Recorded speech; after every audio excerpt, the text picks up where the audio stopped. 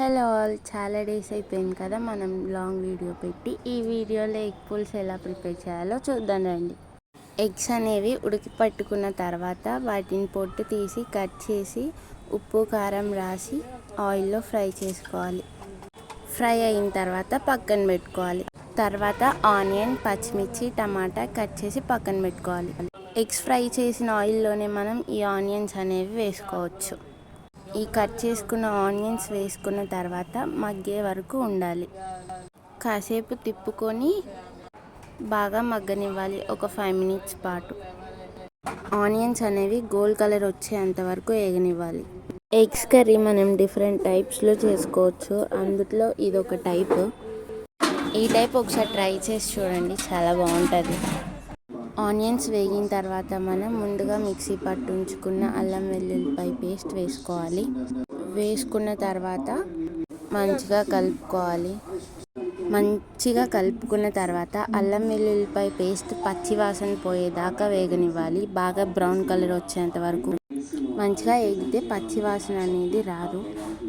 వేగిన తర్వాత మనం కరివేపాకు వేసుకోవాలి. కరివేపాకు వేసుకొని కాసేపు బాగా వేగనివ్వాలి. కరివేపాకు వేసుకున్న తర్వాత మంచిగా కలుపుకోవాలి. నెక్స్ట్ మనం సరిపడా కారం వేసుకోవాలి. మన టేస్ట్కి ఎంత సరిపోతుందో అంతే వేసుకోవాలి. వేసుకొని బాగా కలుపుకున్న తర్వాత కాసేపు మగ్గనిచ్చి పెరుగు అనేది వేసుకోవాలి. పెరుగు అనేది సరిపడా వేసుకుంటే చాలు.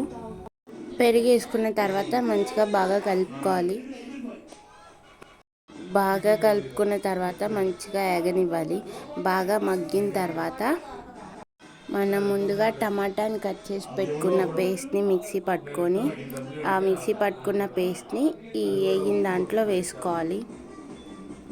ఆ టమాటా పేస్ట్ వేసుకుంటే చాలా టేస్ట్ వస్తుంది, గుజ్జు కూడా వస్తుంది, చాలా బాగుంటుంది. ఆ టమాటా పేస్ట్ వేసుకున్న తర్వాత బాగా కలుపుకోవాలి. నీట్గా కలిసేలాగా కలుపుకోవాలి. మంచిగా కలుపుకొని ఎర్రగా వేగేంత వరకు ఉంచుకోవాలి. మంచిగా వేగాలి. ఆ పేస్ట్ మొత్తం వేగిన తర్వాత మనం ముందుగా కట్ చేసి పెట్టుకున్న చిల్లీ అనేది వేసుకోవాలి. ఆ చిల్లీ వేసుకొని కాసేపు అలా తిప్పుకొని బాగా వేగనివ్వాలి. ఆ గ్రేవీ మొత్తాన్ని కాసేపు వేగనివ్వాలి. వేగిన తర్వాత మనం ముందుగా పక్కకు పెట్టుకున్న మసాలా ఎగ్స్ అనేవి వేసుకోవాలి.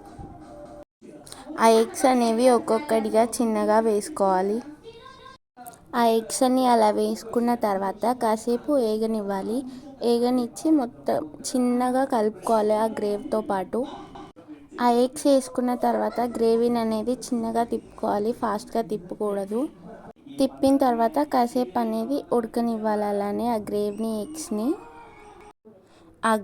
ఎగ్స్ మంచిగా వేగిన తర్వాత మనం అలా 5 minutes పాటు పక్కన పెట్టుకొని మనం సరిపడా వాటర్ అందులో పోసుకోవాలి. అప్పుడు పులుసులాగా ఉంటుంది.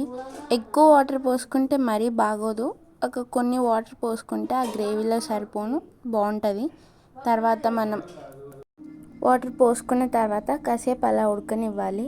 మంచిగా ఉడికిన తర్వాత మనకు కావాల్సిన మసాలా పౌడర్స్ వేసుకొని ఒకసారి కలుపుకొని ఒక 5 minutes పాటు ఉడకనిచ్చి స్టవ్ బంద్ చేయడమే. అంతే, మన ఎగ్ పుల్స్ రెడీ. నచ్చితే లైక్ చేయండి. బాయ్.